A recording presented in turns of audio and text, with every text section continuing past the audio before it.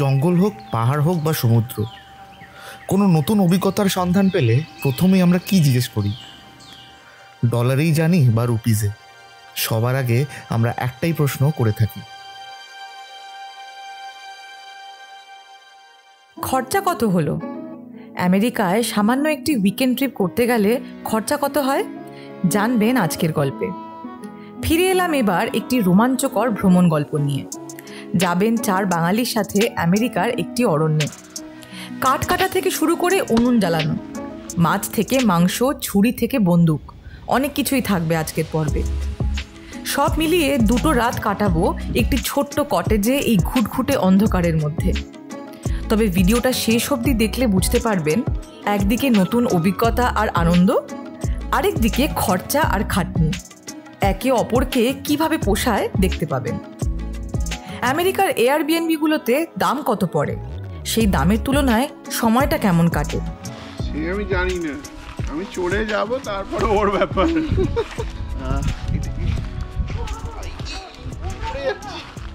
হয়ে গেছে না, ঠিকই আছে। এটা কোনো ভালো কিছু কামড়েছে তার মানে? এই জঙ্গলের মধ্যে তো পোকামাকড় কত রকম থাকে না। কালকে থেকে হাফ প্যান্ট পরে ঘুরছে। আজকে আমরা এই 4 বাঙালি অনেক গল্প করব আর সঙ্গে করে আপনাদেরকেও নিয়ে যাব। আমেরিকায় একটা 2 দিনের উইকেন্ড ট্রিপে খাবার দাবার সহ থাকার জায়গা, যাতায়াত সব মিলিয়ে খরচা কেমন হলো সেই হিসেব যেতে যেতে বলতে থাকবো। শুরু করছি আবার একটি নতুন ভিডিও। ওয়াকি অ্যাডভেঞ্চার প্রেজেন্টস আমেরিকার জঙ্গলে 4 বাঙালির অরণ্যে দিনরাত্রি, the adventure of spending 2 nights in a jungle in America. চলুন শুরু করি আজকের গল্পটা। যখন বেরোবো আমরা আমাদের বাড়ি থেকে আরও 2 জনকে এই গল্পে যুক্ত করতে। এই যে আপনাদের কোনদিন আমট্রাক স্টেশনটা দেখায়নি, স্টেশনটা এরকম দেখতে হয়। এদিকে স্টেশন আর এদিকে পার্কিংগুলো থাকে। দিনটা ছিল শনিবার, একটা ছুটির দিন। যাচ্ছিলাম আমরা আমাদের শহরের রেলওয়ে স্টেশনে 2 বন্ধুকে আমাদের বাড়িতে আনতে। ছুটি কাটাতে যেখানে যাব সেই যাত্রা শুরু হবে আমাদের বাড়ি থেকেই। মা বাবার আমেরিকা যাত্রার পর এই দেশে এসে পৌঁছায় আমাদের 2 বন্ধু। কিছুদিন আগেই আপনাদের 2 জনের সাথে পরিচয় করিয়েছিলাম। আসলে একই কলেজের সিনিয়র হলে যা হয়, তাই তাদের আসার পরেই শুরু হয় আমাদের হুজ্জুতি। ওদের বাড়ি আমেরিকার রাজধানীর কাছে হলেও, সেটা আমাদের বাড়ি থেকে 100 মাইল দূরে হলেও আমরা 2 ঘন্টা গাড়ি চালিয়ে পৌঁছে যেতাম হেনতেন কারণে। কখনো কলকাতা বিরিয়ানির মতন কঠিন রেসিপি ট্রাই করতে, তো কখনো ওয়াশিংটন মনুমেন্টের সামনে ঘুড়ি ওড়াতে। লিটারালি ঘুড়ি ওড়াতে। এই সব গল্প আগামী দিনের জন্য আপাতত তুলে রাখলাম। এখন চলুন আজকের গল্পে ফিরি আর রিচমন্ড শহরের রেলওয়ে স্টেশনে আপনাদের নিয়ে যাই।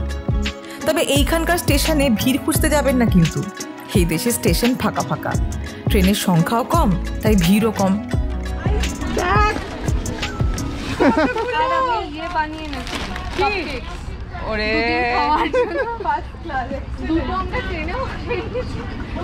তাহলে আমাদের ডেজার্টের ব্যবস্থা হয়ে গেছে।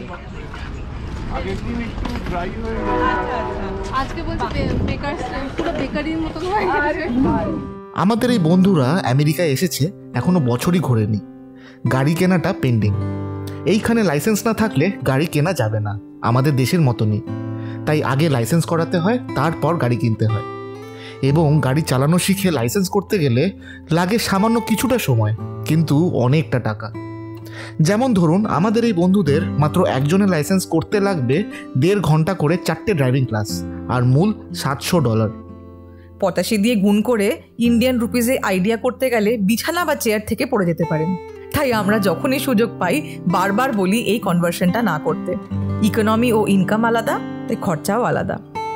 তবে এই $700 শহর হিসেবে ভ্যারি করে এবং গাড়ি কিনতেও সময় লাগে। তাই যতদিন না ওদের গাড়ি হচ্ছে, এই রেলগাড়িই ভরসা। আমেরিকার পূর্ব দিকে ট্রেন কানেকশন বেশ ভালো, ব্রিটিশদের তৈরি করা। তাই তাদের ট্রেনে করে আমাদের বাড়ি আসা কোনো ব্যাপার না। টাইম লাগে 1.5 ঘন্টা, আর খরচা অনেকটা কম পড়ে। ওয়াশিংটন থেকে রিচমন্ড আসতে ট্রেনে খরচা পড়ল 2 জনের $40 মতো। এই ভাড়াটাও ফিক্স না, কিন্তু ডিমান্ড অনুযায়ী বাড়ে কমে। যাই হোক, এখন গল্পে ফিরি আর তাদের বাড়ি নিয়ে গিয়ে বাঙালির সবথেকে জনপ্রিয় মাছ দিয়ে ভাপা তৈরি করি।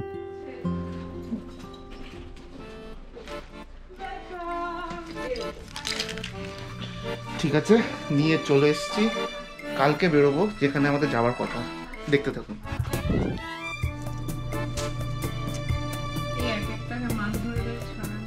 হ্যাঁ, এটা একটা বড় টাস্ক। ওই টাচটাও নিতে চায় না, ওটা আমি করি। আরে না, আমি ইলিশ মাছটা পারি না, এটা পুরো ঘেটে যায়, এত নরম না মাছটা, আমার হাতে ঘেটে যায়। আর মসামের কাছে ইলিশ মাছের সেন্টিমেন্ট, মানে ও মানে মোটামুটি ফাটাফাটি করে দেবে। এই যে দুই পাবলিক দাঁড়িয়ে আছে, আমি এতে ফেলে দিলাম। Very good. এই দুই ইলিশ সেন্টিমেন্টাল লোক দাঁড়িয়ে আছে, আর আমরা বাইরে কমেন্ট্রি করছি। আচ্ছা, একে বাঙালি হিসাবে মর্যাদা দেওয়া যায়?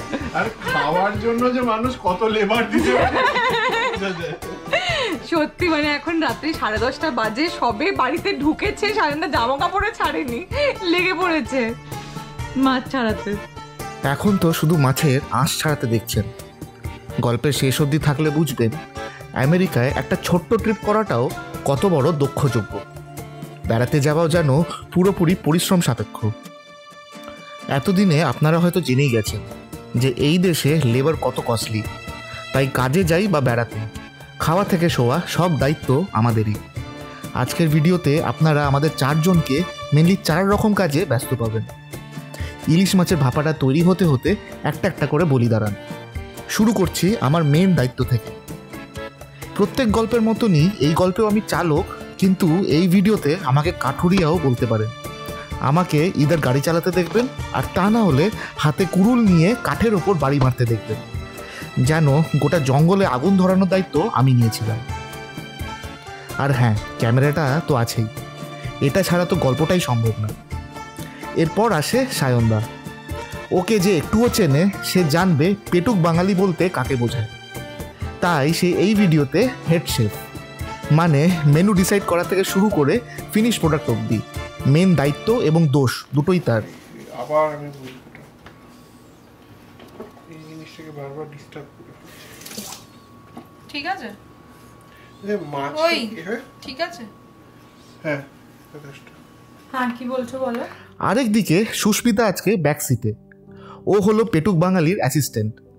মানে ধরুন সায়নদা মেন ডাক্তার হলে সুস্মিতা কম্পাউন্ডার। দুটোই খেতে ভালোবাসে, তাই দুটোকেই এই কাজেই লাগানো হয়েছে। কেন ওয়েট করছো? অলরেডি অনেক ডিলে হয়ে গেছে, আজকে আমরা রাতে 3টে বাজাতে পারবো না। বাকি রয়ে গেল শালিনী। সে হলো আজকের নার্স। একটা দুটো কাজের না, সব কিছুর নার্স। চাকু লাগুক বা খুন্তি, বাটি লাগুক বা বটি, সব কিছু শালিনীকে বলো। শেফরা খালি অর্ডার দেবে, আর শালিনীকে সেটা মুখ বুঝে সহ্য করতে হবে, কোনো দাবি ছাড়া। হ্যাঁ, একটু বলো। হ্যাঁ দেখো, আমি গ্যাসের ওপরে রেখেছি কালকের ওই বাটির মধ্যে যে তেলটা রয়েছে ওইটা, আর যে রেড কালারের স্প্যাচুলাটা আমি ধুয়ে রেখেছি, ওটাও লাগবে, ওটা নিয়ে এসো। ব্যাস, প্ল্যান সেট। এবার খালি ইলিশ মাছটাকে হজম করা আর কাল সকালের অপেক্ষা। 4 জনকে বাড়ি থেকে ঠেলে টাইম মতন বেরোতে পারলেই রক্ষা। কোনো তাড়া না থাকলে আমাদের খাবারের প্রতি দুর্বলতা বোঝা যায়, কিন্তু যখনই ঘুরতে যাওয়ার প্রশ্ন আসে তখন এই খাবারও বাঙালির কাছে সেকেন্ড প্রায়োরিটি হয়ে দাঁড়ায়। দেখুন কিভাবে।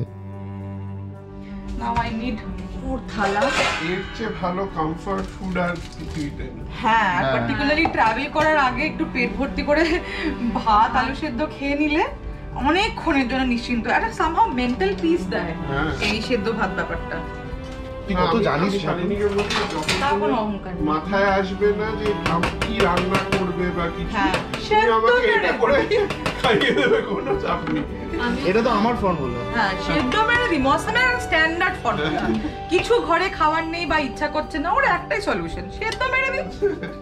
এই দেশের এয়ারবিএনবি গুলোতে চেকিং টাইম থাকে বিকেল 4টে।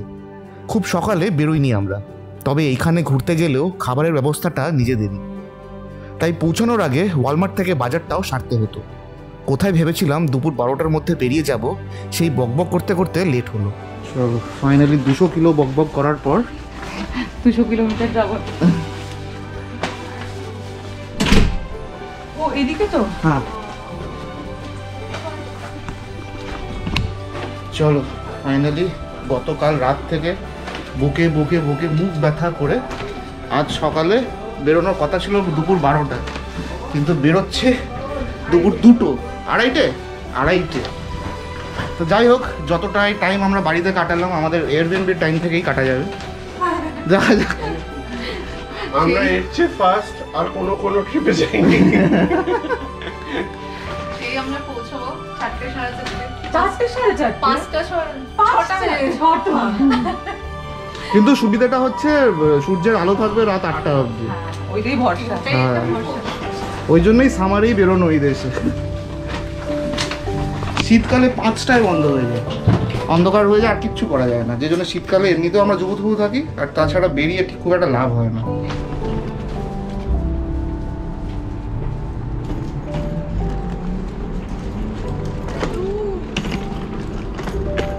প্রচন্ড গরম তো আজকে।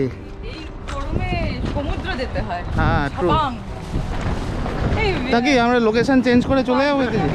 আমরা ডাইরেক্ট দার্জিলিং বিচ চলে না সত্যি এখন যা ওয়েদারটা এমন হয়ে আছে, পুরো পুরি ওয়েদার, হিউমিড, ঘাম দিচ্ছে, এই সময় জলে ডুবে থাকতেই ভালো লাগে।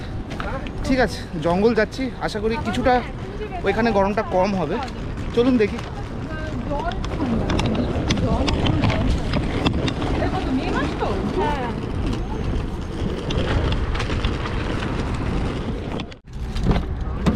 আরে গাড়িটা গরম। না, সিট আগাতে হবে না। হবে না। তুমি বসতে পারছো কমফোর্টেবলি? আকাশে এক গাদা মেঘ দেখে বেরিয়ে পড়লাম বাড়ি থেকে। আমাদের শহরকে ছেড়ে যেতে হবে দক্ষিণের দিকে, একটি অন্য রাজ্যে, ঠিক আমাদের নিচের স্টেট, নাম নর্থ ক্যারোলিনা।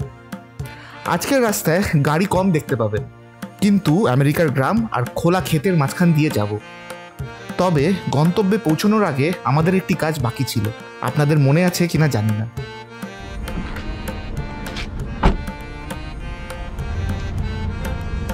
চলো ওয়ালমার্ট। এতদিনও তো আপনারা জেনেই গেছেন যে এখানে কোথাও বেড়াতে যেতে গেলে তার আগে গ্রোসারি শপিং করতে হয়। তো yes, we have come here. বাড়িতে থাকলেও বাজার করো, বেড়াতে গেলেও বাজার করো। আগের বছর ইয়েলোস্টোন ন্যাশনাল পার্কেও দেখিয়েছি, এখানেও তাই। চাইলেই রেস্টুরেন্ট গাড়ি নিয়ে খোঁজাই যায়, কিন্তু সেটা যে পাবোই তার কোনো গ্যারেন্টি থাকে না। আর হ্যাঁ, যদি খরচা একটু কমাতে হয় তাহলে এটা আমাদের কাছে একটি ভালো উপায়। আমরা 4টে নিয়েছি, 5টা গ্লাস আছে। 5টা, আর ওখানে ওদের গ্লাসও থাকবে। এবার বাজার করতে করতে আমাদের 4 জনের দুদিনের খাবারের খরচা কত হলো বলি দাঁড়ান। আগেই জানিয়ে দিই আপনাদের, এই যা যা বাজার করতে দেখছেন, ট্রিপ শেষ হতে হতে এই সব খাবার আমরা শেষ করে ফেলেছিলাম। একটাও ফল বা সবজি বাকি রাখিনি আমরা। তাই যাই খরচা আমরা বলবো এখন, সেটা কোনো অনুমান নয়, একেবারে সঠিক এবং অ্যাবসলিউট অ্যামাউন্ট বলবো। আমাদের মতন 4টে মানুষের 2টো রাত কাটাতে মাছ, মাংস, সবজি সব মিলিয়ে খরচা হলো এক্স্যাক্ট $100। $1 বেশিও না, কমও না। কোলটাকে জ্বালানোর জন্য চলো বাজার কমপ্লিট। ইয়েস, ফাইনালি 1 ঘন্টা ধরে আমি বাজার করেছি। তবে হ্যাঁ, এখন সাল 2025, আগামী দিনে এই খরচা বাড়বে বই, কমবে না। এবার চলুন আগে এগোই। এই আওয়াজ আসছে কি করে রে? এই হাওয়া আটকাচ্ছে আমার হাতে।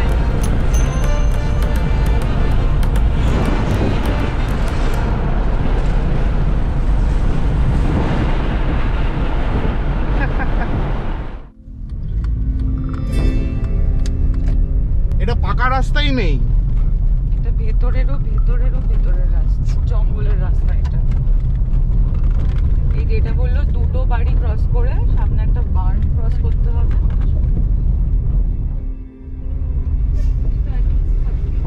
হ্যাঁ, হরিণ টরিণ তো দেখতে পাওয়ার কথা। হরিণ, বুনো শুয়োর। ওই যে লাইট জ্বলছে, ওইটা আমাদের ক্যাবিন, ডান দিকে। ও লাইট জ্বালিয়ে রেখে দিয়েছে। হ্যাঁ, আর এখানে ওদের সিসিটিভি ক্যামেরা আছে। এই যে লিটল শাক।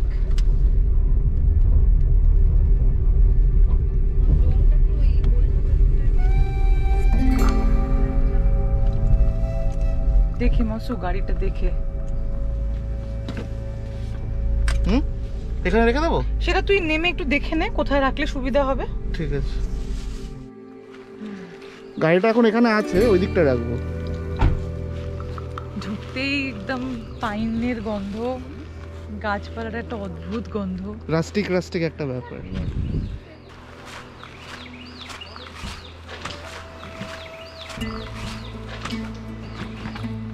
যেগুলো ফ্রিজে ঢোকানো সেগুলো আগে একটুখানি করে নি, তারপরে তুই ঘুরিয়ে ওটাকে দেখিয়ে নি। চলো একটুখানি ব্যবস্থাগুলো করে নি, আবার কথা বলছি আপনাদের সাথে।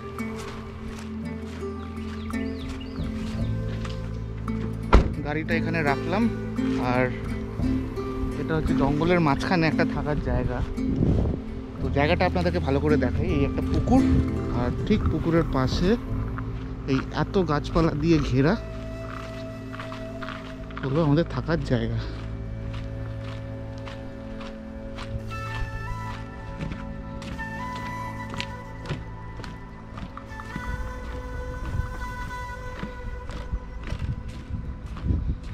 এখানে বারবিকিউর জন্য জিনিসপত্র দেওয়া, বাইরে বসার জায়গা, দোলনা। বাইরেটা তো কিছুটা দেখলেন, এবার ভেতরটা দেখবেন চলুন। কটেজটা ছিল বেশ ছিমছাম, পুরোটা কাঠের বানানো। আছে একটা হলঘর, একটা কিচেন আর একটা বেডরুম। বেডরুমটায় আবার বাঙ্ক বেড, মানে একতলা দুতলা করে শুতে হবে। তবে দেখতে বেশ ছোটোখাটোর ওপর আমরা যেমন এক্সপেক্ট করেছিলাম ঠিক সেরকম।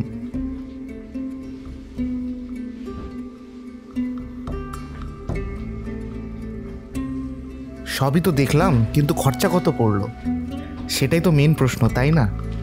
বলবো, দোকানে যেমন বলে আগে জিনিসটা দেখুন, দাম পরে জেনেই যাবেন, ঠিক তেমনই আমরা বলবো আগে অভিজ্ঞতাটা দেখুন। গল্পের সঙ্গে থাকলে শেষ অবধি যেতে যেতে গোটা ট্রিপটাতেই কত খরচা হলো পুরোটাই জানবেন। আর তার সাথে আছে এখানে একটা পিকনিক টেবিল, এখানে একটা দোলনা দিয়েছে ঝোলার জন্যে, আর এই জায়গাটাতে বসে আমরা বারবিকিউ করব। আজকে বৃষ্টির ফোরকাস্ট নেই, কিন্তু কালকে আছে, তো আমরা চেষ্টা করব আজকে বারবিকিউটা করা। চলো, what are we waiting for?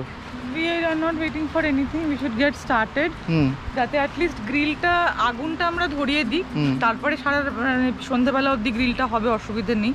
আমরা আগের বার এই এক্সপিরিয়েন্স করতে গিয়ে দেখেছি কয়লা জ্বালানোটা একটুখানি টাইম টেকিং একটা ব্যাপার। তো সেইটা প্রথমে করব, তারপরে আমাদের ইলাবোরেট গ্রিলের সব প্ল্যানিং রয়েছে, সেগুলো করব। ঠিক আছে, চলো জিনিসগুলো আনি। মজা সবকিছু ইন্স্যুরেন্স সে আমি জানি না, আমি চড়ে যাব, তারপরে ওর ব্যাপার।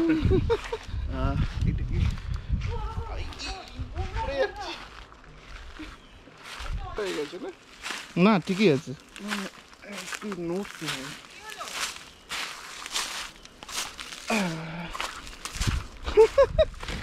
আমি ফুল প্যান্ট পরে নি, এখানে প্রচুর পোকা। ঠিক আছে, পরে দিস। আর এটা নিতে হবে? ওটা পরে নিচ্ছি, ওটা ভারী আছে। এখানে দুটো গ্রিল আছে, একটা বড় গ্রিল, ওই গ্রিলটাতে আবার তুই কাঠও দিতে পারিস, মানে কাঠ কয়লা যেটাকে বলে, সেটাও কাঠও দিতে পারিস, কয়লাও দিতে পারিস। আর আরেকটা গোল গ্রিল আছে, ওতে শুধু কয়লাই দেওয়া যায়। তো আমরা গোলটা দিয়ে শুরু করবো, কিন্তু ওটাকে এখানে নিয়ে আসতে হবে তো, ওটা তো বাজে জায়গায় বসে আছে। লোকে অ্যাকচুয়ালি মানে কালকে বৃষ্টি হলে আমরা ওইটাকে ভেতরে টেনে নিয়েও, হ্যাঁ ওই ভেতরে টেনে নেবো। ও তলায় চাকা দেওয়া আছে, অসুবিধা নেই। হ্যাঁ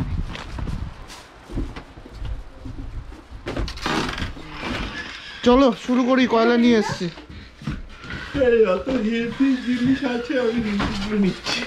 যেখানে লাদ খাওয়া যাচ্ছে সায়নদা সব জায়গা করে বসে নিচ্ছে। হ্যামকটা সবার আগে দখল করেছে সায়নদা। বসে ওপরের দিকে তাকিয়ে শুধু পাতাগুলো, মানে গাছের পাতাগুলো দেখা যাচ্ছে, তো আমার অন্য দুনিয়াতে তুমি আছো। হেভি লেগেছে। চলো তাহলে লেটস স্টার্ট। দেখে দেখে দেখে দেখে দেখে দেখে এটা প্রপারলি বন্ধ হয়নি।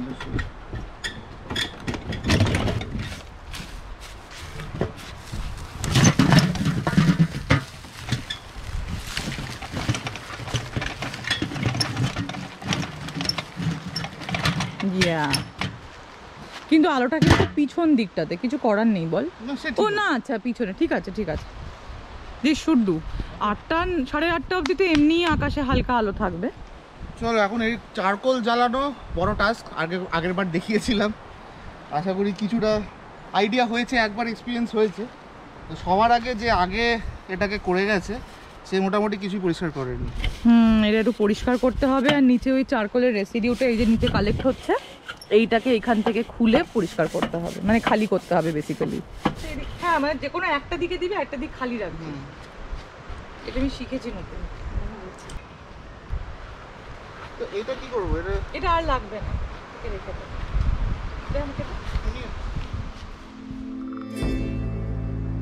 ওই বলেছিলাম না দায়িত্ব ভাগ করে নিয়েছিলাম, তাই প্যারালেলি দুটো কাজ চলছিল।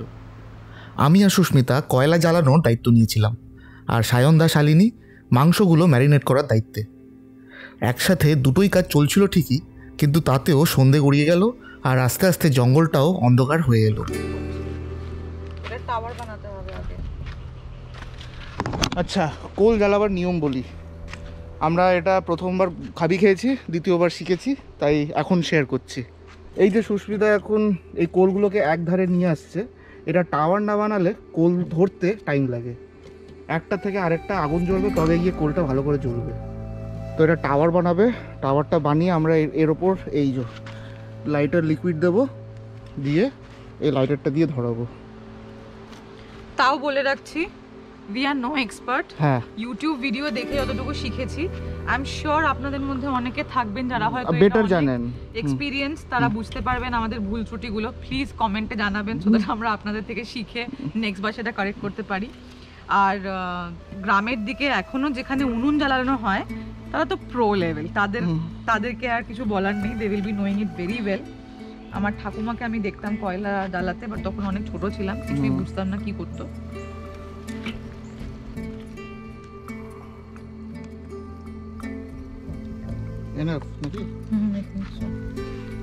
দাদা নিচে নিচে নিচে নিচে, নিচে নিচ দিয়ে। আরে নিচে ধরবেটা কি করে? নিচের কয়লাগুলোকে আগে ধরাতে হয়।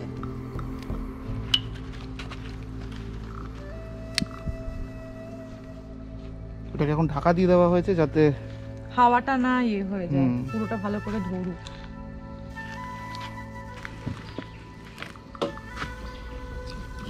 এইটুকু কাটে হবে না?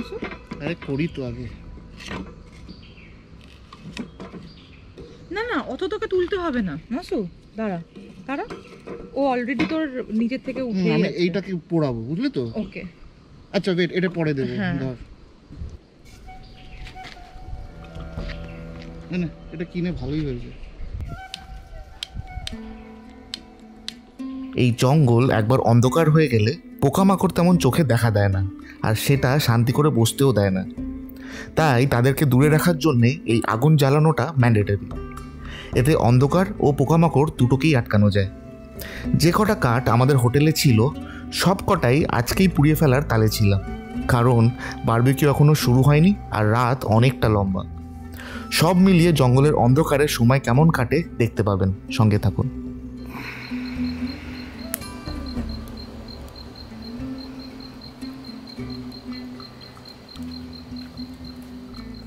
ঘুটঘুটে অন্ধকার হতেই জঙ্গলটা একটু থমথমে হলো ঠিকই, কিন্তু আমাদের চারজনের মধ্যে একজন রাতটা জমিয়ে দিল। তাই আর বেশি না করে দেরি, এই ব্যাকগ্রাউন্ড মিউজিকটাকে বন্ধ করি। বারবিকিউটা তৈরি হতে হতে আপনাদেরকেও সঙ্গে নিই আর সবাই মিলে একটু গলা মেলাই। Wacky Adventures presenting to you for the very first time our very own Petuk Bangali from Kolkata. চলুন শুনি। बड़े अच्छे लगते हैं ये धरती ये नदियाँ ये रहना और तुम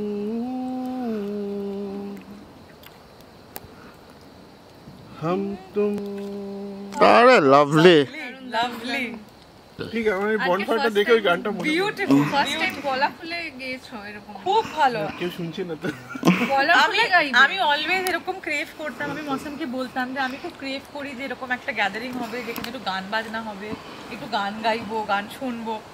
তুমি একদম দিল খুশ করে দিলে। যখন কেউ একবার গান ধরেছে সেটা দেখে যে গান জানে না সেও গলা মিলিয়েছে, যেমন হলাম আমি। কিন্তু সেটা আপনাদের শোনাবো না, তাহলে গল্পটা এখানেই বন্ধ করে পালিয়ে যাবেন। বাজে বকছি না, প্রুফ পাওয়ার জন্য একটা ছোট্ট ট্রেলার দেখুন। আজকে মোদের বড়ই সুখের দিন। এত ভালো গানটাকে কিভাবে দায়িত্ব নিয়ে মার্ডার করলাম, তাই বেস্ট পারফরমেন্সটাই আপনাদেরকে শোনালাম, বাকিগুলো আমাদের স্মৃতিতেই তুলে রাখলাম। যাই হোক, সেই রাতটা অনেকক্ষণ গড়ালো আর শুতে শুতে আমাদের ভোর হয়ে গেল।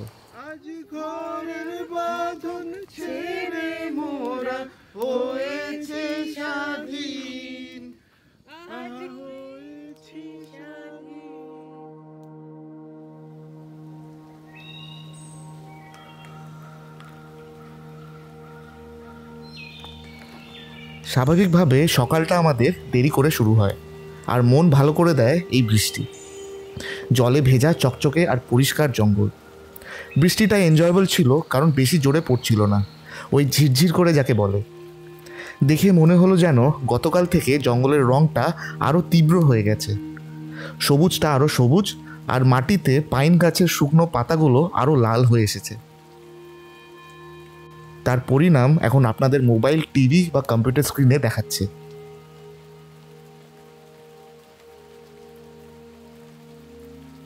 তবে এই সব কিছুর মাঝখানে জঙ্গলে এলে একটা জিনিস কি অনুভব হয় জানেন? শহরে থাকতে থাকতে মানুষ হওয়ার যে দম্ভ, সেটা ধুলোয় মিশে যায়। এই জায়গায় সবাই খেটে বাঁচে, যে যার কাজে ব্যস্ত থাকে, কেউ কাউকে ডিস্টার্ব করার নেই, কেউ কাউকে আননেসেসারি জ্বালানোর নেই। নিজে বাঁচো আর বাঁচতে দাও, এই নিয়মেই সবাইকে থাকতে দাও। কিন্তু বৃষ্টিতে যেমন ভালোও লাগছিল, তেমন কিছুটা অসুবিধাও হচ্ছিল। সকালটা বেশিরভাগ সময়টাতেই আমরা এই ছোট কটেজটার মধ্যেই আটকে রয়ে গেলাম। তবে চলুন এটারই সুযোগ নিই। গতকাল বেশিরভাগ সময়টাই যখন বাইরেই কাটালাম, আজকে কটেজের ভেতরটা ভালো করে দেখি আর আপনাদেরকেও ব্রেকফাস্টের পর একটা ইন্টারেস্টিং জিনিস দেখাই। বিস্কুট না পাউরুটি বোঝা যাচ্ছে না। আর শালিনী দায়িত্বে আছে ফোন চার্জের, পয়েন্ট খুঁজে বেড়াচ্ছে সারা বাড়ি ময়। ওই এসিটা লাগানো ওখানে। সুস্মিতা হলো সুপের দায়িত্বে। এটা হলো এখানের ফেমাস ব্রকলি চেডার স্যুপ।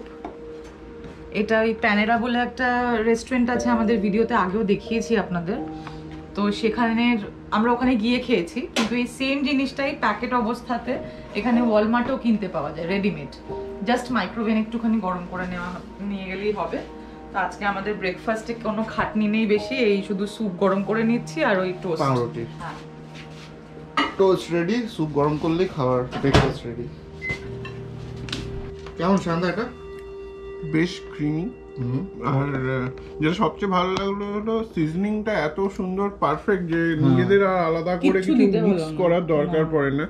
আর এর মধ্যে যে মানে ভেজিস গুলো আছে সেগুলো খুব সুন্দর। মানে আমাদের ওখানে যেগুলো রেগুলার সুপের প্যাকেট পাওয়া যায় সেটার মধ্যে যে গাজরের টুকরো বা যেগুলো খুব হার্ড বা চিনি মনে হয়, এখানে সেটা একদমই মনে হচ্ছে না। মানে মেল্ট ইন দ্য মাউথ, মানে ব্রেকফাস্টের জন্য আইডিয়াল, আর ব্রেকফাস্ট বা ইভেন ডিনারের জন্য ইটস আইডিয়াল। মানে এই সুন্দর টেক্সচারটা মানে সুপে বাড়িতে বানানো খুব ডিফিকাল্ট আর কি। এরা এখানে এটা রেগুলার খায় হয়তো, আর আমাদের জন্য প্যাক করে পাঠিয়ে দিয়েছে। না, গ্রোসারি স্টোরে এগুলো খুব কাজের জিনিস বেড়াতে এলে। হ্যাঁ, আর এই ব্র্যান্ডটাও মানে খুব নাম করা, এখানে শুনি খুব। আপনাদের একটা মজার জিনিস দেখাই, দাঁড়ান।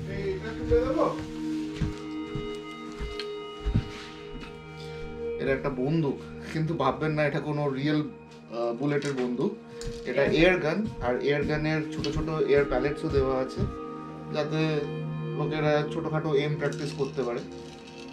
আমরা ইউজ করব না, বাট এটা বুঝতে পারছি যে এখানে যারা আসে এইসব এয়ার গান দিয়ে ছোটখাটো পাখি হয়তো মারে, কিন্তু নেচারে এসে এটা করার মানে আমি বুঝতে পারি না। আর আমার মনে হয় না আমরা জীবনে এগুলোকে ইউজ করব। দেখলাম আছে তাই আপনাদেরকে শেয়ার করলাম। এই কথাগুলো বললাম ঠিকই, কিন্তু কটেজটার ভেতরে একটু মন দিয়ে দেওয়ালের দিকে তাকিয়ে একটা নতুন জিনিস জানলাম, একটা কনসেপ্ট যাকে বলে রেসপন্সিবল হান্টিং। মানে ধরুন, যদি জঙ্গলে কোনো জন্তু এমন থাকে যার কোনো অসুখ করেছে, তাকে সারভাইভ করানো মুশকিল, সে হয়তো অন্য জন্তুদেরও ইনফেক্ট করে দিতে পারে, বা তার জন্যে বেঁচে থাকাটাই মুশকিল। তাকে সেই যন্ত্রণা থেকে মুক্তি দেওয়ার জন্যে অনেক সময় মেরে ফেলা হয়, এবং সেই সময় কিছু হান্টারদের দরকার পড়ে। এই কটেজটা যাদের, তারা এমনই এক ফ্যামিলি। জেনারেশন ওয়াইজ তারা এই কাজটা করে এসেছে, আর তার জন্যেই এত রকমের অস্ত্র ডিসপ্লেতে রাখা হয়েছে, যাতে এর সম্পর্কেও আমাদের মতন ভিজিটাররা জানতে পারে। Intent is more important than the activity, এই মেসেজটা দিতে পারে। উদ্দেশ্য যদি ঠিক হয় তাহলে হান্টিংয়ের মতন কাজও জাস্টিফাইড দেখতে লাগে।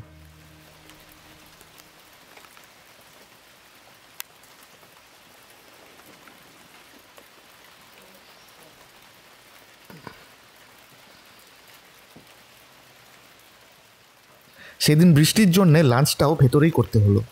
আমাদের দেশের এয়ারবিএনবির মতনই থালা বাসন গ্লাসগুলো এই কটেজেই ছিল, শুধু ধুয়ে দিলেই হয়ে গেল। বাড়ি থেকে মাংস ভাত বানিয়ে এনেছিলাম, তাই এই বেলায় খাটনি কম হলো। তবে রাতের খাবারের জন্য আবার জোগাড় করতে হতো।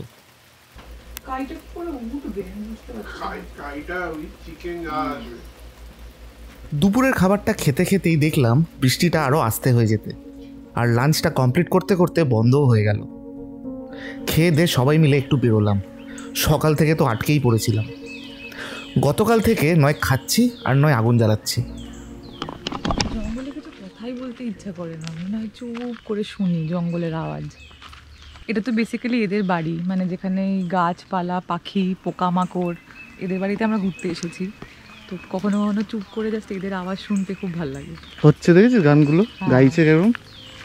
তাই ইচ্ছা করলো জঙ্গলটার একটু কাছে যাই, আর আমাদের চারজনকে ছাড়া আর কে কে এই জঙ্গলে আছে একটু খুঁজে দেখি। ঠিক দেখতে পেলাম আরও দুজনকে। একজন বৃষ্টির চোটে এই পাশের পুকুর থেকে উঠে এসেছে, আর আরেকজন বাদাম পেয়ে আনন্দে গাছে উঠেছে। একজন ধীর স্থির, তো আরেকজন কোন দিকে তাকাবে বুঝতেই পারছে না। কিছুক্ষণ এদেরকে ডিস্টার্ব না করে শুধুমাত্র তাকিয়ে লেগে পড়লাম আমার গুরু দায়িত্বে।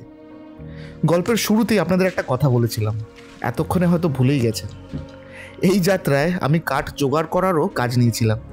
নিজেই দায়িত্ব নিয়ে আগের দিন রাতে সবার থেকে লুকিয়ে একটা শুকনো কাঠের টুকরো জঙ্গলে পেয়ে কটেজের মধ্যে লুকিয়ে রেখেছিলাম। ভাবছেন হয়তো এত সব কিছু করার দরকার কি ছিল। ঠিকই ভেবেছেন, আসলে আমার মাথাতেই তখন ভূত চেপেছিল।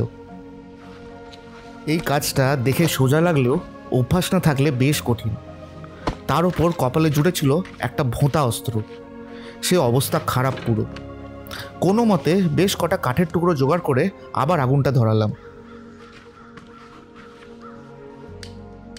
কিন্তু শুধু কাঠটা জ্বালালে চলতো না, কয়লাকেও আগুন ধরাতে হতো। রান্নার পদ্ধতি আগের দিনের মতন হলেও আজকে মেনুতে অন্য জিনিস ছিল। আগের দিন মাংস ছিল বলে আজকে মাছ খাওয়ার ব্যবস্থা হলো। এই যে মাছের পিসগুলো দেখছেন, এই মাছটাকে এই দেশে বলে হোয়াইটিং, এবং এরকম পরিষ্কার করেই বিক্রি হয়। তবে খেতে আমার মোটামুটি লেগেছে। বাঙালি কি আর এই দেশে মাছ খাওয়া শিখেছে? ঠিক আছে, ওকে। এটা এদের সামুদ্রিক মাছ। এটা ক্লিন নয়, কাটা আছে। সেদিন আর বেশি গান বাজনা করা যায়নি, কারণ বেশিক্ষণ জেগে থাকা যেত না। এই 2 দিন ধরে যাই আমরা ছড়িয়েছি, কালকে 10টার মধ্যে চেক আউট করার আগে সব গোছাতে হতো। কেন ওয়েট করছো? অলরেডি অনেক ডিলে হয়ে গেছে। আজকে আমরা রাত্রে 3টে বাজাতে পারবো না। কিন্তু সকাল হওয়ার আগেই আরেকটি কাজ বেরিয়ে এলো। এই কাঠ কাটার পাগলামতে আমার পায়ে কিছু একটা বিষাক্ত জিনিস কামড়েছিল। এটা কোনো ভালো কিছু কামড়েছে তার মানে? এই জঙ্গলের মধ্যে তো পোকামাকড় কত রকম থাকে না। কালকে থেকে হাফ প্যান্ট পরে ঘুরছে, বলছি ফুল প্যান্ট পরতে। এটাকে না মাপে, কারণ আমরা তো 3 জন এই গোলটায় বসেছিলাম, ওই এরিয়াটা। এই পাটা অত কামড়ায়নি, মেইনলি ওই পাটাই কামড়ায়। তোর সাথে যদি আমি আজকে না বেরোতাম, তুই আজকেও রিয়েলাইজ করতে যে তুই পা চুলকাচ্ছিস পাগলের মতো। ইরিটেশন হচ্ছিল খুব, কিন্তু কটেজেই এর ওষুধের ব্যবস্থা ছিল। সঙ্গে সঙ্গে ঠিক না হলেও ইরিটেশনটা কিছুটা হলেও কমলো। জঙ্গলে যেই বেশি পাকামো করেছে সেই ভুগেছে। জঙ্গল আর শহরের নিয়ম আলাদা, এমনি এমনি দুঃসাহস দেখানো যায় না। আসলে নিয়ম ভাঙা আমাদের অভ্যাসে। যেই নিয়ম আমরা শহরে চট করেই ভেঙে থাকি, সেই একইভাবে জঙ্গলের নিয়ম যে ভাঙা যায় না, সেটাই বুঝলাম সেই দিন। ভেবেছিলাম রাতটা তাড়াতাড়ি শেষ করব। সকাল 10টার মধ্যে চেক আউট করতে গেলে তাড়াতাড়ি উঠতে হতো, এইসব কাণ্ডতে সেই আবার দেরি হলো।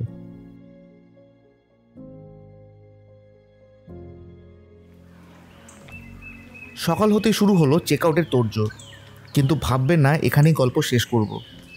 আপনাদের মনে নাই থাকতে পারে, কিন্তু গল্পের আসল তথ্য এখনও দেওয়া বাকি। সেটা হলো খরচা কত হলো। এই 4 জনের 2 রাত ধরে এরকম একটা নিরিবিলি কটেজে থাকা এবং খাওয়া দাওয়া সহ খরচা কত হলো। গ্রসারি স্টোরের খরচাটা তো আগেই বলেছিলাম, 4 জনের মিলিয়ে লাগলো $100। আর এই কটেজের একটা রাতের খরচা ছিল $120 থেকে $122 মধ্যে।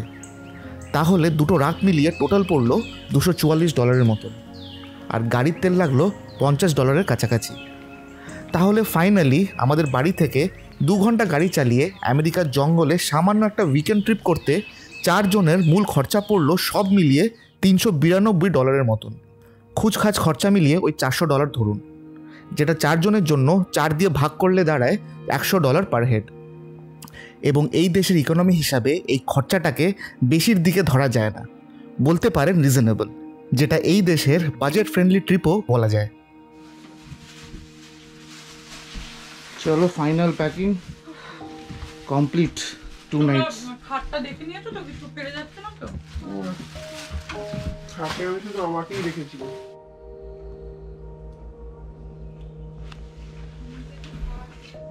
ফাইনালি শেষ, দুটো রাতের জন্য এসে গল্প এখানেই শেষ।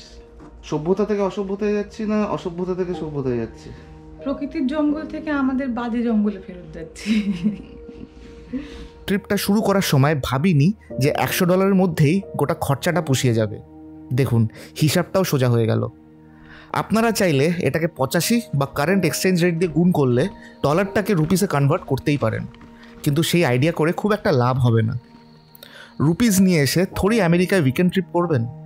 কিন্তু আমাদের এই গোটা গল্পটার বলার মূল কারণটাই ছিল একটা আইডিয়া দেওয়া। আমেরিকায় সামান্য একটা উইকেন্ড ট্রিপ করলেও বন্ধুদের সাথে একটা ছোট গ্রুপ বানিয়ে এলে লাভ হয়, খরচাটাও ভাগ হয় আর সময়টাও ভালো কাটে। এই $100 খরচার মধ্যে এর থেকে ভালো ট্রিপ আমরা করতে পারতাম না। একটু খাটনি পড়লো ঠিকই, কিন্তু সময়টা খুব ভালো পেলাম। শহরে বসে বসে কাজ করা থেকে একটু স্বস্তি পেলাম। বেড়াতে এসে প্রচুর খাটলাম। এই খাটনি দেখে হয়তো ভাবছেন পয়সাও দেবো আবার নিজেরাও খাটবো। পারলে একটু উল্টোভাবে ভেবে দেখবেন। আমরা বেড়াতে যাই কেন? মেজাজটা পাল্টাতে, স্বাভাবিক জীবন থেকে একটু আলাদা কিছু করতে। কিন্তু আজকালকার রোজকার জীবনে যখন গতর কম আর মাথা বেশি খাটাতে হয়, তাহলে বেড়াতে এসে একটু গতর খাটালে ক্ষতি কোথায়? মেন্টালি কিছু জিনিস নিজেকে বোঝাতে পারলে অনেক কিছু সোজা হয়ে যায়।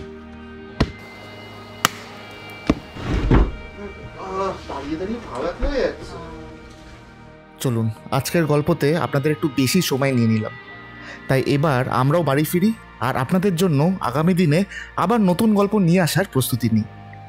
প্রচুর নতুন ঘটনা আছে যেটা শুধু গল্প করে শোনাবার দেরি আছে। আজ আমরা আসি। ভিডিওটা যদি ভালো লাগে তাহলে লাইক দিয়ে যেতে ভুলবেন না। কমেন্ট করে অবশ্যই জানাবেন কেমন লাগলো, ভালোই লাগুক বা মন্দ। যাদের এই ভিডিওটা কাজে লাগতে পারে শেয়ার করবেন। আমরা ফিরবো পরের গল্প নিয়ে খুব শিগগিরই। Till then stay happy, stay safe, good by.